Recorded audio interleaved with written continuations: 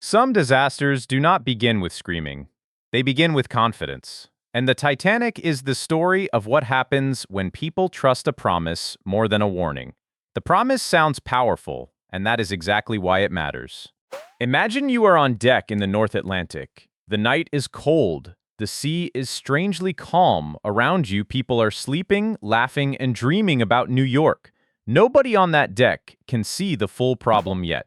The dangerous word was unsinkable. It means unable to sink. But in real life, when people call something unsinkable, they may stop asking the question that matters.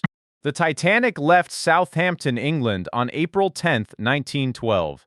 It was heading for New York. For many passengers, this was not just travel. It was a new beginning. The name itself felt like a ticket into the future. For first-class passengers, the ship felt like a floating hotel. There were elegant dining rooms, rich furniture, and grand staircases. Everything on board seemed to whisper, "You are safe here." The design did not just sell comfort, it sold certainty. But not everyone lived like that. In third class, many passengers were immigrants. Their rooms were simpler, but their hopes were huge. The same ship carried comfort upstairs and uncertainty below. For them, the ocean was a bridge to a different life. That gives us a useful phrase, a floating society. The Titanic was like a small society at sea. At the top, wealth and comfort. Below, hope, work, and risk. That contrast matters because disasters do not touch every person the same way. Now move to the night of April 14th. The Titanic was crossing a dangerous part of the North Atlantic.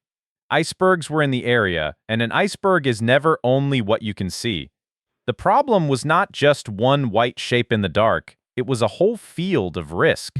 That is why English has the phrase, the tip of the iceberg. It means the small visible part of a much bigger problem. On the Titanic, the ice was only the beginning. Before the collision, the ship received several ice warnings. A warning is information that danger may be coming. But receiving a warning is not the same as acting on it. A small message could have carried enormous weight. Here is the trap. You think the danger is the ice, but the deeper danger is overconfidence. The ship was advanced, so people underestimated what nature could still do. That is why this story still feels modern. To underestimate something means to think it is smaller, easier, or less serious than it really is. You can say, they underestimated the risk. That sentence fits this story perfectly. Late that night, the sea was calm. Too calm. We usually connect calm water with safety, but without waves breaking around the iceberg, the lookouts had less help seeing it. Then the lookouts saw something ahead. An iceberg. They rang the warning bell and contacted the bridge. The ship tried to turn, but the moment for easy choices had already passed. At about 11:40 at night, the Titanic struck the iceberg. In this sentence, struck means hit. We say a ship struck an iceberg, a car struck a tree, or lightning struck a building.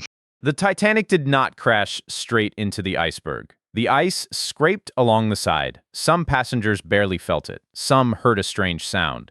Some even saw pieces of ice on deck. Here is a sentence you can use anywhere.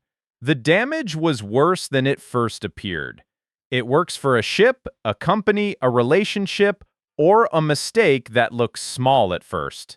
The Titanic had watertight compartments. These were separate sections meant to slow flooding. That sounds safe, but the iceberg damaged too many sections, and water kept moving through the ship. The safety system was real, but it had limits. The crew began preparing lifeboats. A lifeboat is a small boat used to escape from a ship in danger. But there were not enough lifeboat spaces for everyone. Suddenly, grammar feels small next to the human question, who gets a place? In a crisis, people do not always understand they are in a crisis. Some lifeboats left without being full.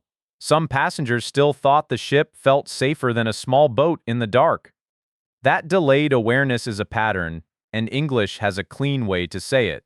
At about 2:20 in the morning, the Titanic disappeared beneath the Atlantic. More than 1,500 people died. Survivors were later rescued by another ship, the Carpathia. The rescue did not erase the loss. It made the loss visible to the world. The world asked painful questions afterward. How could there be too few lifeboats? How could warnings be ignored? The lesson is simple. Warnings only matter if people act on them.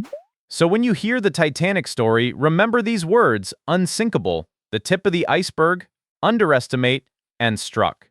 But most of all, remember the instinct behind them. Act before the quiet danger gets close.